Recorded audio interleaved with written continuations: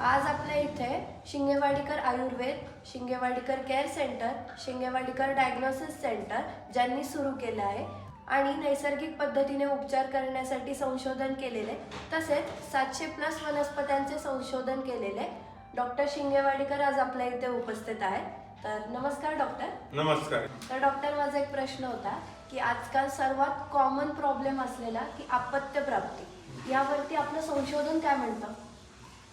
तर ह्या विषयावर आता विचारलेल्या प्रश्नाला सविस्तर जर सांगायचं म्हटलं तर आपल्याला आजचं राहणीमान, खानपान आणि जो आजचा तरुण वर्ग आहे प्रत्येक गॅजेटवरती अगदी स्ट्रेसफुल काम करणं, त्या तर गोष्टी कारणीभूतच आहेत.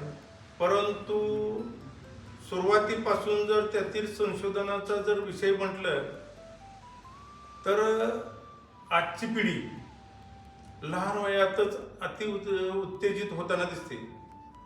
त्यामध्ये बीज अंडकोशाच्या केसवाहिन्या ती बस्ट होताना दिसतात आणि त्याच्यावर आजचं संशोधन कुठेही झालेलं दिसत नाही. आणि मी आणि माझ्या टीमने याबद्दल संशोधन करून त्याच्यावरती मात केलेली आहे.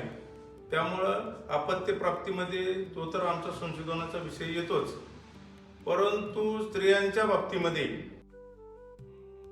हा विषय जास्तीत जास्त भेडसावताना दिसतो. तर यावर लेडीज रिप्रोडक्टिव्ह सिस्टीम याच्यावरती तुमच्या टीमचं आणि तुमचं संशोधन काय म्हणतं?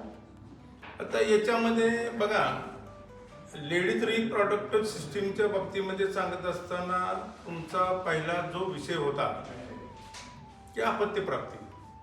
आता अपत्य प्राप्तीचं आज रोजी विज्ञान इतकं पुढे गेलेलं आहे, पण परंपरेने गर्भाशय भाड्याने घेणं किंवा वीर्य पेढे आहेत, वीर्यदान त्याच्यातून संमतीने ते घेणं, किंवा आज आपली टेक्नॉलॉजी इतकी विकसित झालेली आहे की IUI म्हणजे सर्वसाधारण ते शुक्र त्याचं शुद्धीकरण करणं आणि परत गर्भाशयामध्ये ते म्हणजे डिपॉझिट करणं, किंवा IVF म्हणजे सर्वसाधारण कृत्रिम गर्भाची वाढ करणं आणि परत ते गर्भाशयामध्ये परत डिपॉझिट करणं, ह्या तर अवस्था त्याच्यामध्ये दिलेल्याच आहेत. परंतु तुम्ही जो लेडीज रिप्रोडक्टिव्ह सिस्टीमचा जो प्रॉब्लेम आहे, आता रिप्रोडक्टिव्ह सिस्टीम म्हणलं की सर्वसाधारण स्त्रियांची जननसंस्था. आता आमच्या संशोधनातून आम्ही ओव्हमच्या बाबतीमध्ये स्त्रीबीज ओव्हरीचे काय प्रॉब्लेम असतील, कॅन्सर असेल, छोट्या मोठे त्याच्यामध्ये गाठी असतील, किंवा सूज असेल,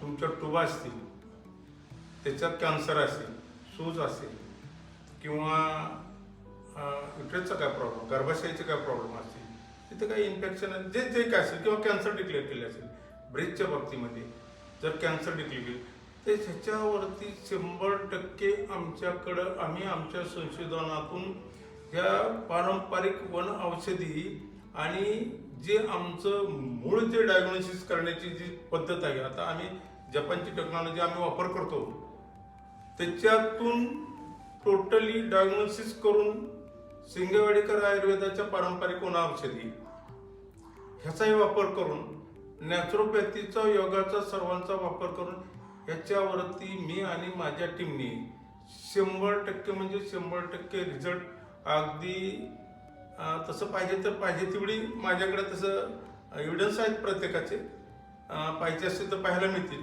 म्हणजे 100% नाही त्या लोकांना अडचणीत आलेल्यांना पूर्णपणे जीवनदान देण्याचं काम आमच्या हातून ते घडते आणि घडलेलं आहे आणि घडत चाललेलं आहे. अरे वा, फारच छान संशोधन केलेलं आहे तुम्ही. पण सध्या जे मी आमच्या स्त्रियांमध्ये कॉमन प्रॉब्लेम बघते किंवा तरुणींमध्ये की हॉर्मोनल इम्बॅलन्सचे प्रॉब्लेम बऱ्याच मुलींना होतात किंवा स्त्रियांनाही होतात, तर त्याबद्दल आपलं संशोधन काय म्हणतं? आता मॅडम, याच्यावरती जर बोलायचं म्हटलं तर आजच्या तरुणाईला आमच्यासारख्याने सांगणं सुद्धा फार त्यांना ऐकायला कठीण जातं. कारण ते मनमानेप्रमाणे तुमचं प्रत्येक गॅजेटवरती त्यांनी काम करणं, अहोरात्र जागणं, खानपानामध्ये त्यांचं राहणीमान आणि वेगवेगळ्या गॅजेटवरती काम करणं. शिवाय त्यांची कोणतीही अशी त्यांच्यामध्ये गुण नाही नॅचरल की सर्वसाधारण आहार जो पोषण म्हणतो आपण, पोषणासाठी आहार घ्यायचं, त्याच्यामध्ये त्यांचं आजचं फास्ट फूड जंक फूड खाणं, हे कोल्ड्रिंक वगैरे हे सगळे काय घातकी गोष्टी आहेत आणि मेंटॅलिटी त्यांची स्थिर राहत नाही.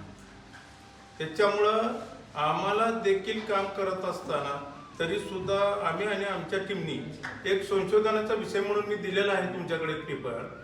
तर सर्वसाधारण ह्या लेडीजचे हार्मोन्स जे आहेत माझ्याकडे आल्यानंतर मला ते 1 महिना लागला कव्हर करायला, पण सुरुवातीला इथं दिलेलं आहे सगळं. याच्यामध्ये तुम्हाला 2-3 रिपोर्ट दिलेले आहेत. त्या रिपोर्टमध्ये कव्हर केलेले जे आहेत ना, तर टोटली त्याच्यावरती आमच्याकडं अशा जर मुली किंवा स्त्रिया ज्यांना अपत्य होऊन देखील त्यांचा हार्मोन्स बॅलन्समध्ये राहत नाही आले तरी 100% आपण त्याच्यावरती इलाज आणि संशोधन पूर्ण केलेलं आहे आणि त्याचे सगळे आम्ही लोकांसमोर आणि तुमच्यासमोर मी ते एव्हिडन्स दिलेले आहेत. त्याच्याबद्दल आता ह्याच्यावरती कॅमेऱ्यासमोर बोलताना इतकं आपल्याला मला डिटेलमध्ये जाऊन सांगता येत नाही, परंतु सेंट्रलला आले तर नक्कीच त्याच्याबद्दल तुम्हाला त्याच्याबरोबर पाहिजे ती सगळी रेकॉर्डली माहिती मिळेल.